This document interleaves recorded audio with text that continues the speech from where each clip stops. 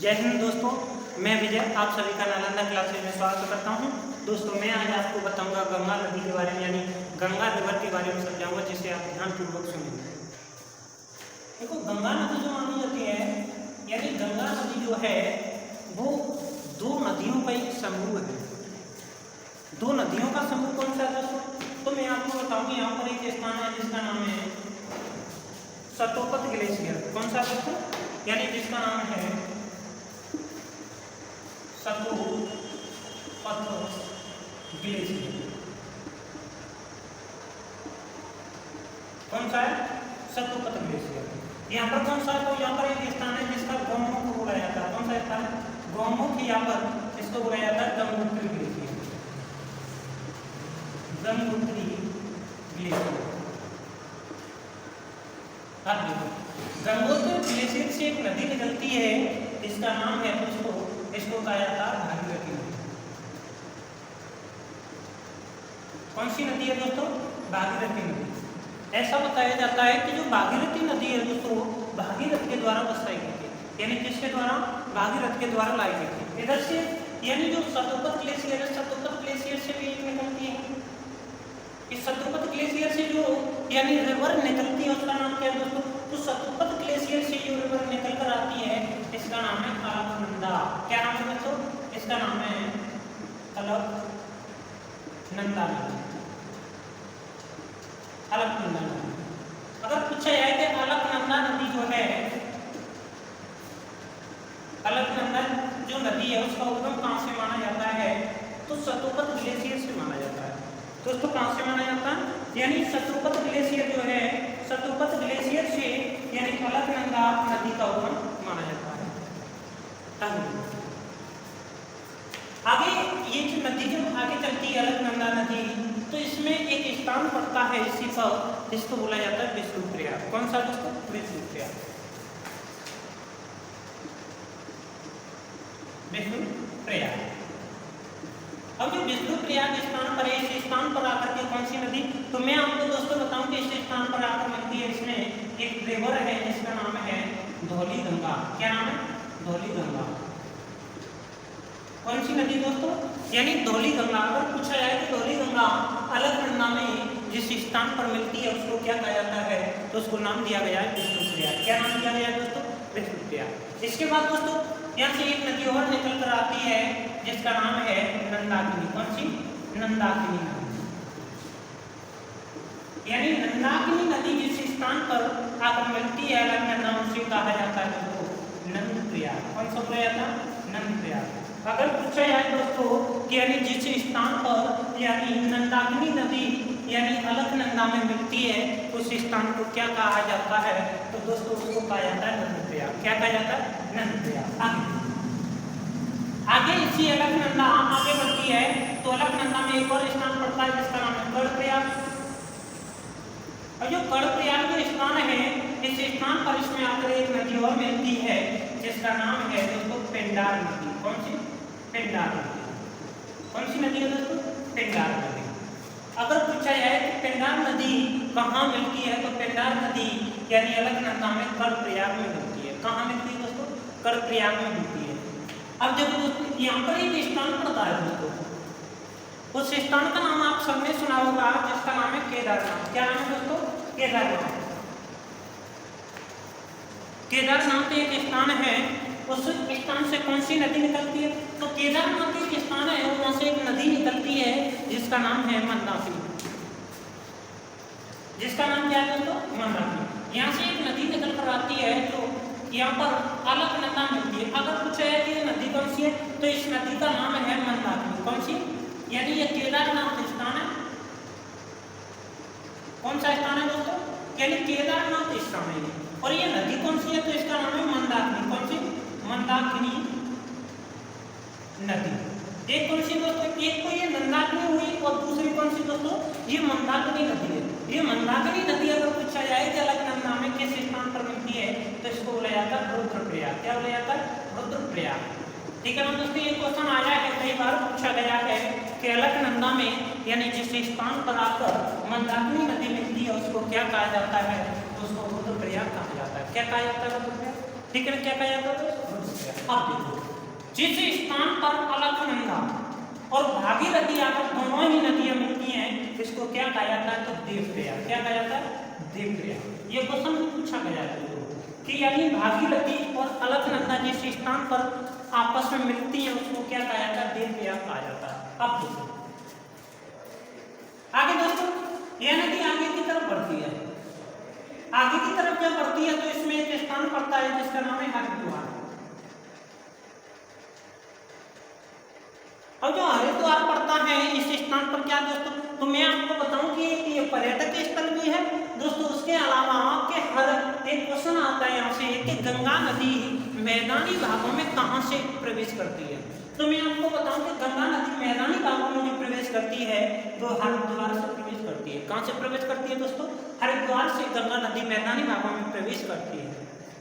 आगे दोस्तों, जब ये नदी आगे की तरफ बढ़ती है तो यहाँ पर उत्तर प्रदेश का एक जिला पड़ता है जिसका नाम है बिजनौर। ये भी क्वेश्चन दोस्तों पूछा गया कि उत्तर प्रदेश में यानी गंगा नदी किस जिले से होकर प्रवेश करती है।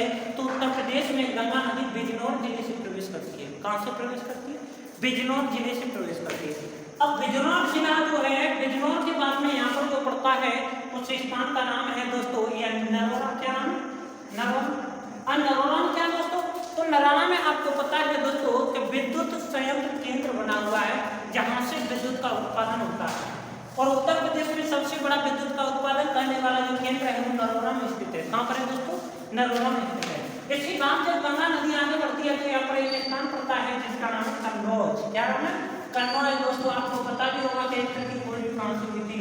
कन्नौज से हुई थी। कहाँ से हुई थी दोस्तों? यानी इत्र की खोज कहाँ से हुई थी? यानी कन्नौज से हुई थी। और जो कन्नौज पड़ता है, कन्नौज में क्या है दोस्तों? तो मैं आपको बताऊं कि कन्नौज में एक ऊपर से आकर के यानी उत्तराखंड से आकर के एक नदी मिलती है जिसका नाम है रामगंगा नदी। कौन सी? रामगंगा नदी। और रामगंगा नदी मैं आपको बताऊं कि जिम कॉर्बेट नेशनल पार्क है, उस जिम कॉर्बेट नेशनल पार्क के बीच से निकलती है। इस कारण यानी वर्तमान में यानी 2022 में ही यानी रामगंगा जो जिम कॉर्बेट नेशनल पार्क था उसका नाम बदल करके क्या रख दिया गया? यानी रामगंगा नेशनल पार्क कर दिया गया। क्या कर दिया गया दोस्तों? Ramganga national park. अब देखो जैसे ही हम आगे बढ़ते हैं तो यहाँ पर एक स्थान पड़ता है जिसका नाम प्रयाग। क्या नाम दोस्तों? प्रयाग। अब जो प्रयाग है इस प्रयाग में आकर के एक नदी मिलती है दोस्तों। अब प्रयाग में आकर के कौन सी मिलती है? तो मैं आपको बताऊं कि गंगा नदी के यानी दाईं तरफ से आकर के इसमें एक नदी मिलती है जिसका नाम है दोस्तों यानी यमुना नदी। कौन सी? यमुना नदी। ठीक है ना दोस्तों? कौन सी नदी है? यमुना नदी। अगर पूछा जाए कि ये बताओ कि गंगा नदी में जो यमुना नदी है वो किधर से आकर मिलती है, तो यानी दाईं तरफ से गंगा नदी में आकर के यानी प्रयागराज में यमुना नदी आकर मिलती है। अब दोस्तों अगर पूछा जाए कि ये बताओ कि यमुना नदी का उद्गम कहाँ से माना जाता है, तो यमुना नदी का जो उद्गम माना जाता है वो बंदरपूंछ ग्लेशियर से माना जाता है। कहाँ से माना जाता है? यानी बंदरपूंछ ग्लेशियर। दोस्तों बंदरपूंछ ग्लेशियर से कौन सी नदी का उद्गम माना जाता है? यमुना नदी का उद्गम माना जाता है। अब दोस्तों जैसे ही आगे बढ़ती है तो इसमें यानी राजस्थान से घूमते हुए यानी मध्य प्रदेश के इंदौर से, कहाँ से? इंदौर से यानी नदी निकलती है जिसका नाम है चंबल नदी। कौन सी? चंबल नदी।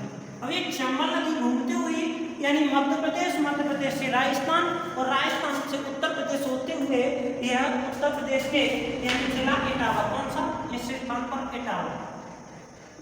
इटावा में यह यमुना नदी में मिल जाती है। कौन सी नदी में? अगर पूछा जाए कि चंबल जो है वो किसकी सहायक नदी है, तो चंबल यानी यमुना की सहायक नदी है। और पूछा जाए कि यमुना की सबसे बड़ी सहायक नदी कौन सी है, तो दोस्तों चंबल नदी जो है वो यमुना की सबसे बड़ी सहायक नदी है। अगर पूछा जाए निकलती कौन से? इंदौर से निकलती है। मिलती कहाँ पर है? इटावा में जाकर के यानी किसमें मिल जाती है दोस्तों? इटावा में जाकर के यह नदी मिल जाती है। किसमें दोस्तों? तो इटावा में जाकर के मिल जाती है यमुना नदी। कौन सी? यमुना नदी। आगे देखते हैं। अब एक नदी और मिलती है जिसका नाम है यानी नीचे से निकलकर एक और नदी आती है जिसका नाम है बेतवा। कौन सी दोस्तों?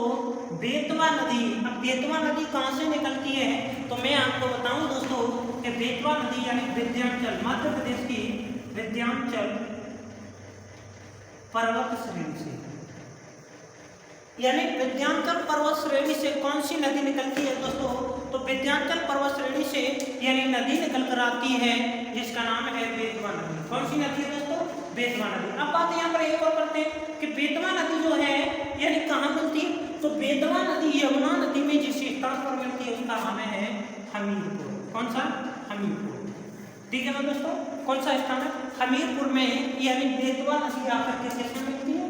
यानी यमुना नदी में मिल जाती है। कौन सी मिल जाती है? यमुना नदी। अब क्या है दोस्तों, मैं आपको बताऊं कि नीचे एक और नदी आकर मिलती है जो वहां से निकली है कैमूर की पहाड़ियों से। कैमूर की पहाड़ियों से। अब कैमूर की पहाड़ियों से कौन सी नदी? तो इसका नाम है केन। कौन सी है? केन नदी। और केन नदी जो है कहाँ जाकर मिलती है? तो मैं आपको बताऊं केन नदी यमुना में जाकर के मिल जाती है जिस स्थान का नाम है जिला बांधा। क्या नाम है? बांधा। यानी बांधा जिला में जाकर के किसमें मिल जाती है? यमुना नदी में। कौन सी नदी? केन नदी। केन नदी कहाँ से निकलती है? कैमूर की पहाड़ी। कैमूर की पहाड़ी कहाँ? मध्य प्रदेश में।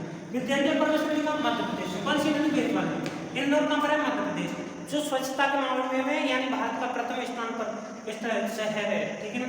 यहाँ से चंबल नदी निकलकर इटावा में मिल जाती है और इटावा यमुना के बीच में यहाँ पर पड़ जाता है आगरा। कौन सा जिला पड़ता है दोस्तों? आगरा जिला पड़ता है। ध्यान रखना। आगे देखो दोस्तों, आगे हम जैसे ही आगे बढ़ते हैं, जैसे प्रयागराज। अब प्रयागराज के आगे जैसे ही बढ़ते हैं तो एक स्थान पड़ता है जिसका नाम है गाजीपुर। क्या नाम है?